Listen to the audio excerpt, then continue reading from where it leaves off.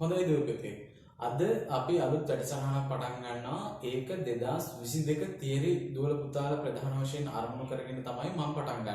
එතකොට මීට කලින් අපි ඉන්න 2020 දුවල පුතාලා වෙනුවෙන් කර්මාන්ත රසායනයේ පාඩමේ කොටස් අපි වීඩියෝ ගත කරලා YouTube එකට දාලා තියෙනවා. ඒගොල්ලන්ට බලලා සටහන් හදාගන්න. එතකොට මේ 2022 දුවල පුතාලා වෙනුවෙන් මේ දේ කරන්න හිතුවේ මොකද පසුගිය කාලේ මගහැරුණු පාඩම් එක්ක ඔයාලට ගොඩක් පාඩම් වල එකතු වෙලා තියෙන්න පුළුවන්. ඒ වගේම කර ඉගෙන ගත්ත දේවල් වල තිබුණු විශේෂ කරුණු මේ වෙනකොට අමතක වෙලා තියෙන්න පුළුවන්. මොකද සාමාන්‍ය පෙළ විභාගයෙන් පස්සේ උසස් පෙළට ආවට පස්සේ ඔයාලට මේ උසස් පෙළ විභාගය තුල තියෙන තරගකාරීත්වය ඇඟට දැනෙන්න උන්නේ නැහැ. මොකද පළවෙනි පාඩම ඉවර වෙලා දෙවෙනි පාඩම ඉගෙන ගන්න අතරේ මේ කොරෝනා ප්‍රශ්නය නිසා ඔයගොල්ලෝ ගෙදර ඉඳියා නේද? එතකොට මේ උසස් පෙළ විභාගය කියන්නේ බොහොම තරංකාරී විභාගයක්. එතකොට මේක ගොඩක් ප්‍රතිඵලයේ Tamanට සාපේක්ෂයි. ඒ කියන්නේ තවත් කෙනෙක්ව අභිබවා යන තරමට තමයි Tamanගේ තැන තහවුරු වෙන්නේ. එතකොට එහෙමයි කියලා ආත්මාර්ථකාමී ස්වභාවයෙන් ඉගෙන ගන්න එපා. එහෙම නෙමෙයි මං කිව්වේ. හැමතිස්සෙම Taman තරංකාරී වෙන්න ඕනේ. හරි. එතකොට අද මම මේ පටන් ගන්න වීඩියෝ සීරීස් එකේ පරමාණුක ව්‍යුහය පාඩම. එතකොට පරමාණුක ව්‍යුහය කියන පාඩමෙන් සාමාන්‍යයෙන් දුවල පුතාලා දැනගන්න ඕනේ අපේ අවසන් විභාගයට MCQ 3ක විතර වගේ ගාණක් තමයි එන්නේ. හැබැයි මේ කියන පාඩමේ තේරුම් ගැනීම ගොඩක් දුරට බලපානවා ඉදිරියෙන් තියෙන පාඩම් වල හොඳ දක්ෂතාවයක් ඇති කරගන්න. පැහැදිලි නේද? එතකොට දැන් ඔයාලා බන්ධන පාඩම ඉගෙන ගන්නවා. බන්ධන පාඩම ඉගෙන ගනිද්දී ඒ බන්ධන පාඩමේ සමහර කොටස් තේරුම් ගන්න මේ පරමාණුක ව්‍යුහ පාඩමේ කොටස් අවශ්‍ය වෙනවා.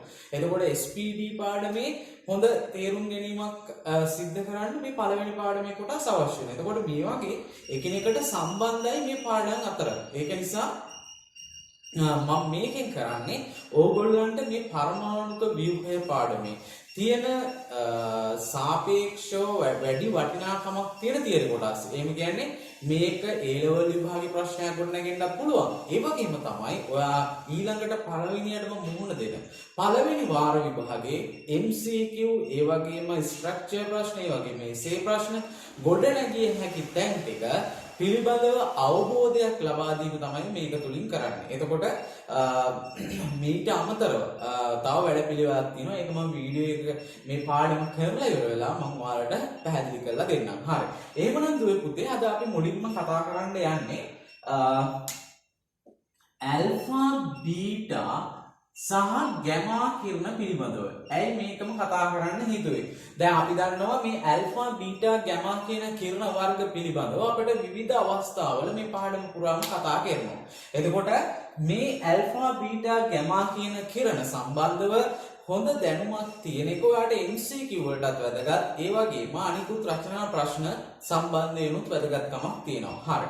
එවනම් අපි බලමු මේ ඇල්ෆා බීටා ගැමා කියන කිරණ අපිට හම්බ වෙන්නේ කොහේද කියලා. එතකොට දුවේ පුතේ අපි දන්නවා ස්වභාවයේ තියෙන සමහරක් පරමාණු.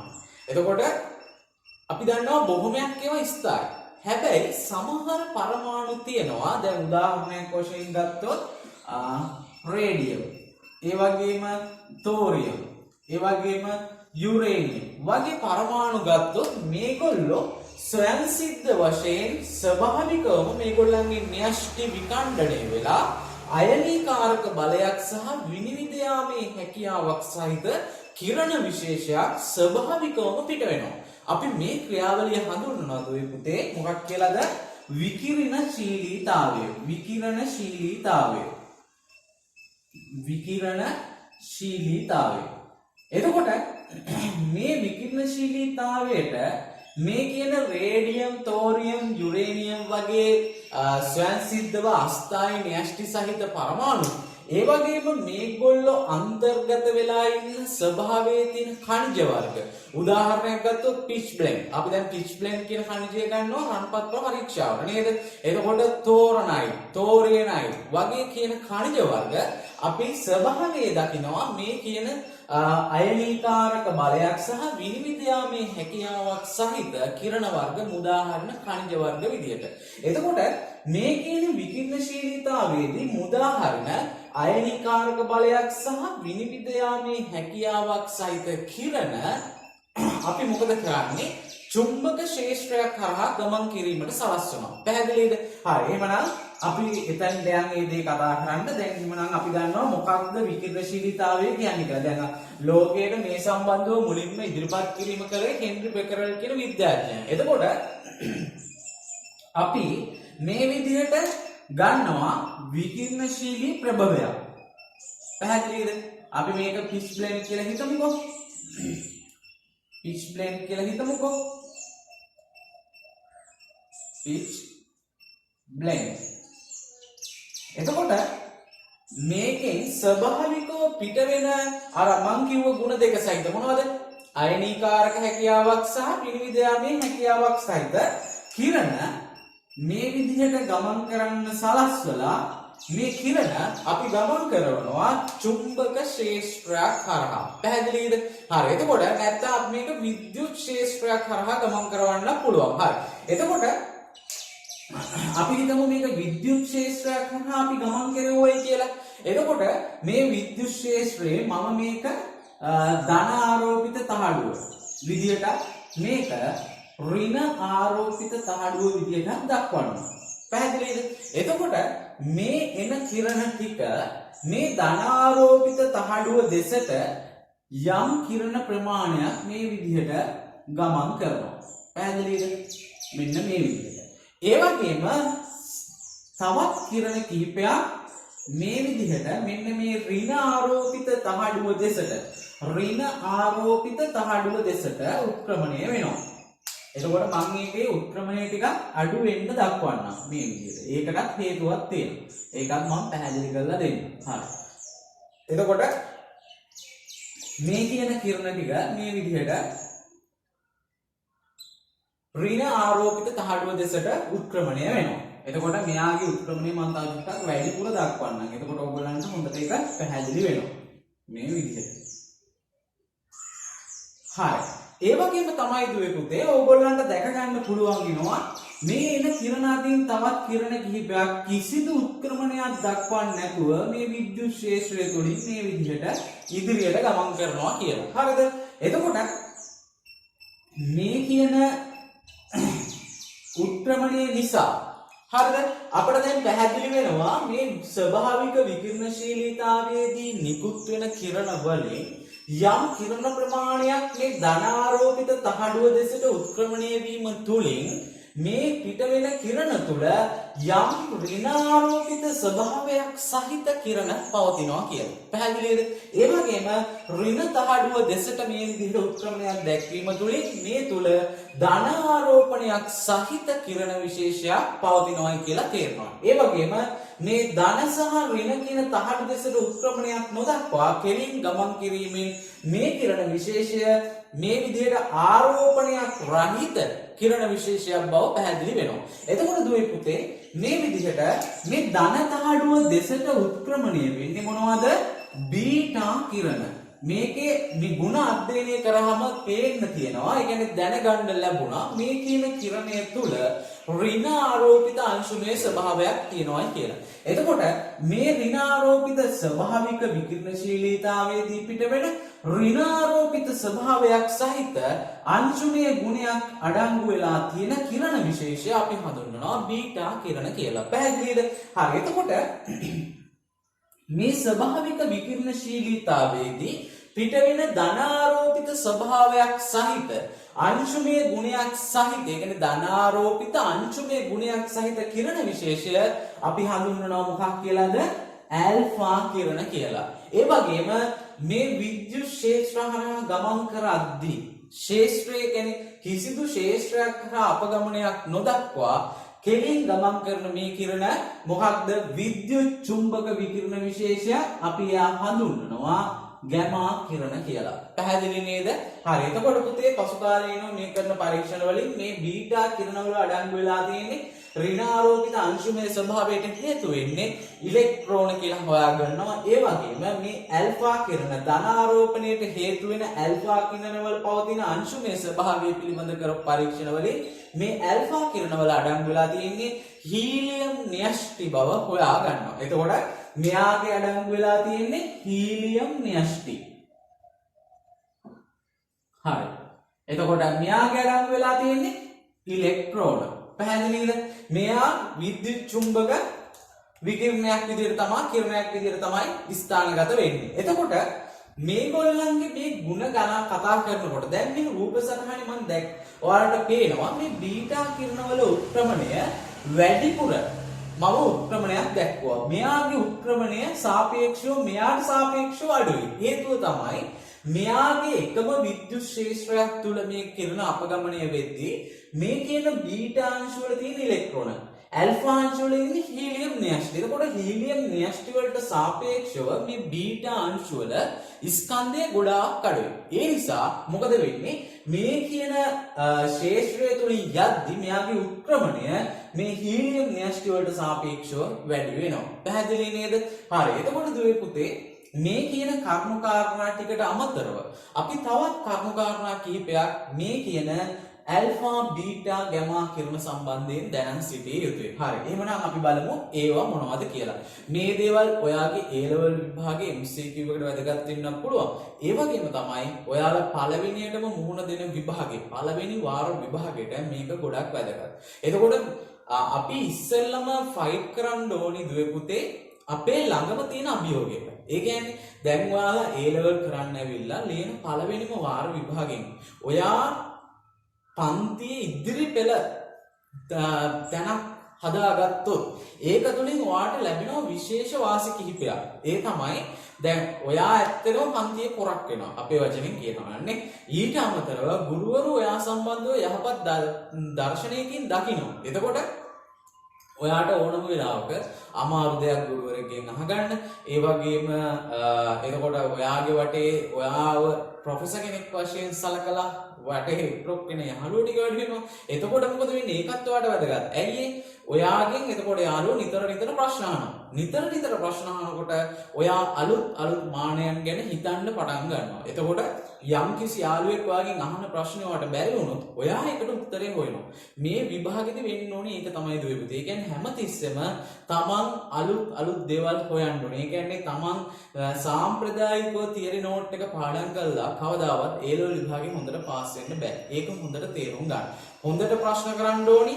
ඊට අමතරව විභාග ප්‍රශ්න නැවත විවරණය කරන්න ඕනි. මේ සියල්ල කරන ගමන් තමයි තමන්ගේ තියරි සටහන් ටික සම්පූර්ණව ලස්සනට හදාගෙන ඒ පාඩම් වැඩ කටයුතු ටික පූර්ණව කරගන්න ඕනේ. හරි. එහෙමනම් දැන් මම මේ සටහන චුට්ටකට මකනවා. එතකොට මේ ඇල්ෆා බීටා ගැමා කියන කිරණ සලකනකොට අපි දැන් දන්නවා මූලිකවම ඇල්ෆා අංශු බීටා අංශු සහ ගැමා කිරණ. එතකොට මේ ඇල්ෆා කියලා කියන්නේ අපි කතා කරා මෙයා හීලියම් න්‍යෂ්ටි. එතකොට මෙයා ඉලෙක්ට්‍රෝන.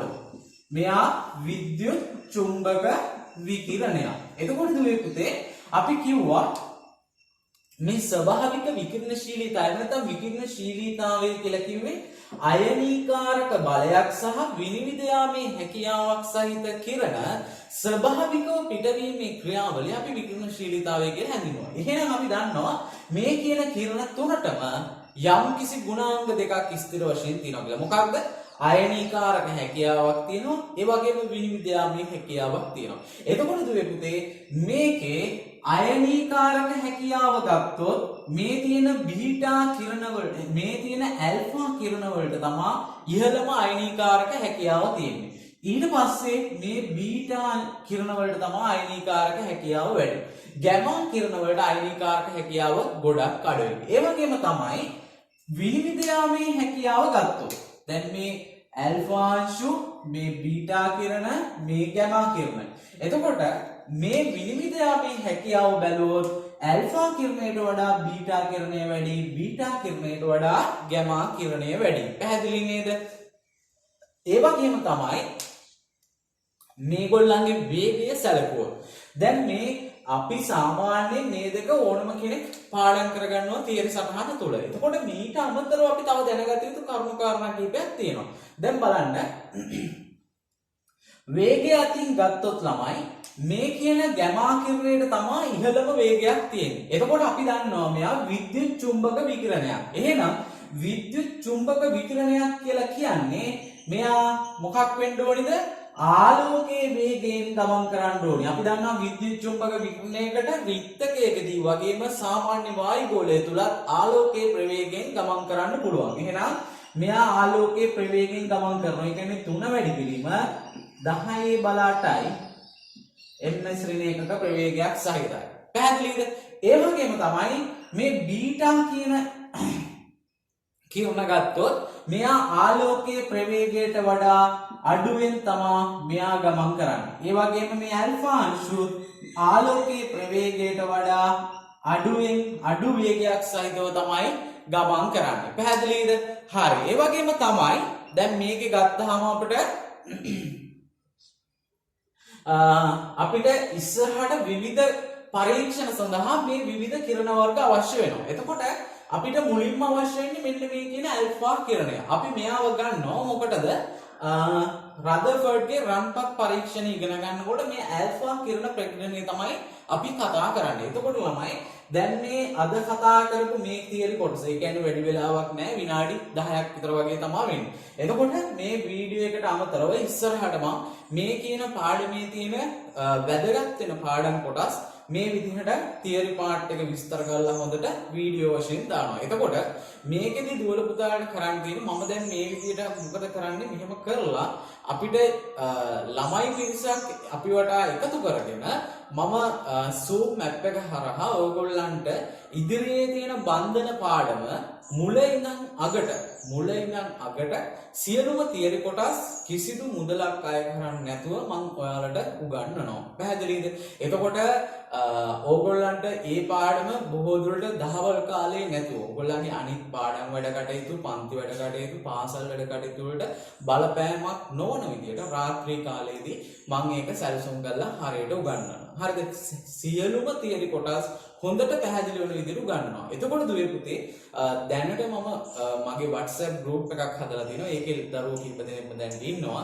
එතකොට මේ වීඩියෝ එක බලලා ඕගොල්ලන්ට හිතෙනවා නම් මේ කරන වැඩ කටයුත්ත තුලින් ඔයාගේ මේ රසායන විද්‍යා පාඩමට යම් උදව්වක් ලැබෙනවා කියලා, එහෙමනම් ඔයාලා කරන්න ඕනේ එකම එක දෙයයි. ඒ තමයි මෙන්න මේ කියන නම්බර් එකට.